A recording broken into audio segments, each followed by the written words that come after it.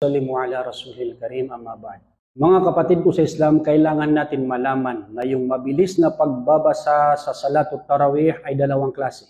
Unang-una mga kapatid ko sa Islam, yun yung sobrang bilis magbasa. Yan po yung mali. Tulad ng nasa bidyong ito po panoorin nyo.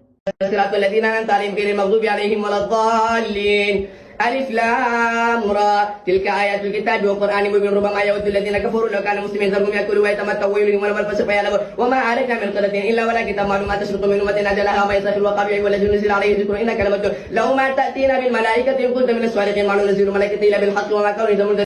الله أكبر الله أكبر الله أكبر بسم الله الرحمن الرحيم الحمد لله رب العالمين الرحمن الرحيم مالك يوم الدين نعبد وإياك نستعين اهدنا الصراط المستقيم صراط الذين أنعمت عليهم غير المغضوب عليهم ولا الضالين بسم الله الرحمن الرحيم كل وقت الله سبحانه وتعالى من الظالمين يقرأه من أحد الله أكبر سمع الله لمن حمده الله أكبر الله أكبر الله أكبر الله أكبر السلام عليكم ورحمة الله السلام عليكم ورحمة الله.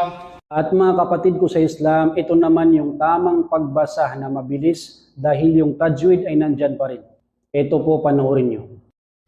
فانقلبوا بنعمة من الله وفضل لم يمسسهم سوء واتبعوا رضوان الله والله ذو فضل عظيم إنما ذلكم الشيطان يخوف أولياءه فلا تخافوهم وخافون إن كنتم مؤمنين ولا يحزنك الذين يسارعون في الكفر إنهم لن يضروا الله شيئا يريد الله ألا يجعل لهم حظا في الآخرة ولهم عذاب عظيم إن الذين اشتروا الكفر بالإيمان لن يضروا الله شيئا ولهم عذاب أليم.